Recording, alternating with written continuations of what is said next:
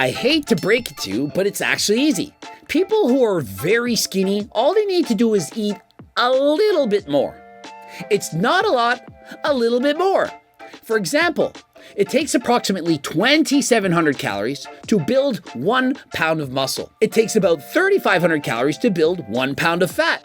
And so let's say you want to add, about 15 pounds of muscle in a year.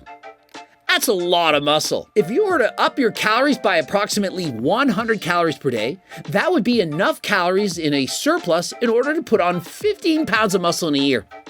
And does that sound really hard? Hey man, Shane here. I'm naturally very skinny. I've naturally gained over 70 pounds, and I've spent the past 15 years helping many thousands of other skinny people bulk up. It's impossible to say for sure, but I think I have more experience with this than anybody else in the world.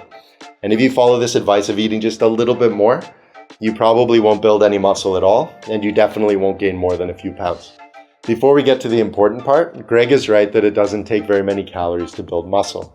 Most research puts a pound of muscle at closer to 800 calories, but I'm open to the idea that it takes a bunch of extra energy to construct the muscle, maybe even bumping it as high as 2,700 calories. Either way, that makes it seem that if you ate 100 extra calories per day, then you would have enough extra energy to gain somewhere between 15 to 45 pounds of muscle per year. But that isn't how it works. We need to go deeper.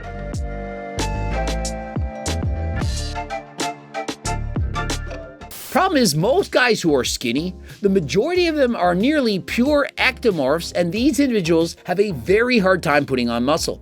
And why is that? It's genetics. Your ability to put on muscle is ultimately determined by your genetics. If you had a random sample of 100 people, somebody out of those 100 has to have the worst possible genetics for putting on muscle, and somebody has to have the best. They all do an amazing training program, coached by Coach Greg, whoever. One person's gonna come out on top. They just look at the weights, it seems, and they put on muscle. The other person, they really struggle. And for the most part, the ones who really struggle, they're the ones who start off very skinny. They're taller, skinnier. They're oftentimes referred to as being ectomorphs. And you can debate me in the comments all you want. There's no such thing as an ectomorph. Listen, it's just a group classification. It's like saying if you're 5'6" that you're short. Shorter people have a harder time playing basketball. Oh, but there's Spud Webb. This guy made it in the NBA. Yeah, but for the most part, shorter people have a hard time playing basketball because the rim is so tall. I label that person as tall. Oh, there's no such thing as labels. It's 2024. Shut up. This is wrong too, but not for the reason he's protecting himself against.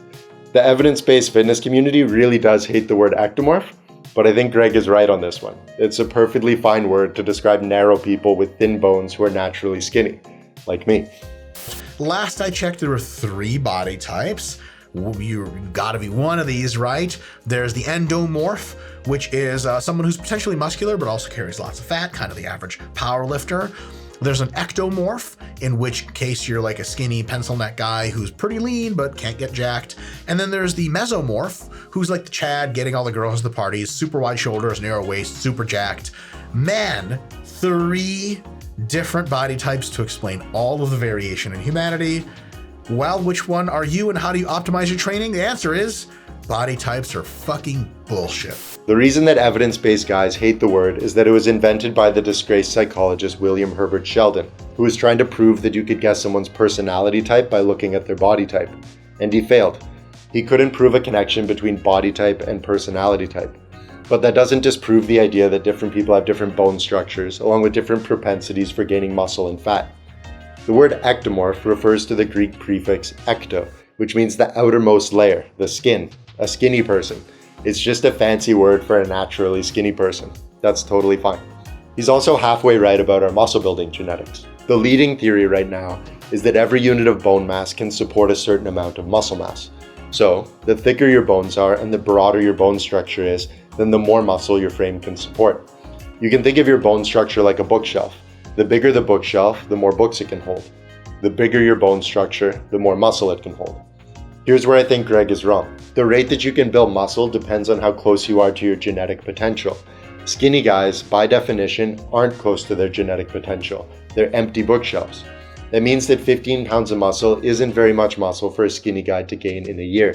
I gained 20 pounds in my first 3 months of proper bulking, and I got leaner as I did it. We see the same thing with some of our skinniest clients. The second time I bulked, I gained 17 pounds with 3 months of bulking and 1 month of cutting, again finishing leaner than when I started. That's almost 40 pounds of muscle with only 6 months of bulking and 1 month of cutting. I'm like, what did you expect? Well, this guy gained 20 pounds in a year. Yeah, that person's on steroids. Well, that person gained 30 pounds a year. Also on steroids. That person gained 15. Also on steroids. The reason I was able to gain muscle so fast has nothing to do with steroids. I've never taken steroids. It's because I was starting off extremely skinny, exactly like the people Greg is talking about. When I first started bulking, my weight fluctuated between 120 to 130 pounds at a height of 6'2", which is a BMI of 16 to 17, which is clinically underweight. That's the most I'd ever weighed. I spoke with Dr. Eric Helms about this, telling him my theory that skinny guys were starting off further away from their genetic potential and would thus be able to build muscle faster than the average person. He agreed, and he said he was probably going to adjust his bulking recommendations to reflect that. I have a video on that here, but we still haven't gotten to the big issue yet, so let's keep going. So does anyone out there think it would be all that difficult for all those hard-gaining ectomorph people who are ultra skinny to eat, I don't know, a tablespoon of peanut butter, a half of a Seco protein bar, couple teaspoons of butter, tablespoon of oil per day added to your diet right now? That's all that it takes. And so we now know that it's easy that these people who are skinny don't have to force feed. Oh my goodness, they're gonna have to add at least 1,000 calories a day to their diet. It's gonna be so uncomfortable. They're gonna have to eat 10 meals a day. 100 calories a day added to your diet can build you 15 pounds of muscle in a year. It's not that hard. It's about being consistent and going to the gym and training harder than last time. This is the big mistake. This can completely destroy your ability to build muscle. Greg's implying that if you eat 2,000 calories per day right now, then all you need to do is add 100 extra calories, bringing you up to 2,100 calories per day. And that will give you all the energy you need to gain 15 pounds of muscle over the next year. Unfortunately, your metabolism has a few dastardly tricks up its sleeve. First, you might have heard that every pound of muscle burns around 6 calories per day at rest. And then it also takes energy to carry that muscle around, bringing it up to around 13 calories per day. So, by the time you've gained 8 pounds of muscle, your calorie surplus will be gone. But you won't make it that far. Your metabolism will speed up a little bit when you start to overeat. And if you're a naturally skinny hard gainer, then your metabolism will speed up even more. For example, in this study, the researchers overfed the participants by 1,000 extra calories per day for 8 weeks. The study was conducted in a metabolic ward, meaning that all of the meals were prepared and supervised by the researchers. Over those 8 weeks, the participants ate 56,000 extra calories. So if Greg's idea was correct, we'd expect them to gain at least 15 pounds. But that isn't what we see.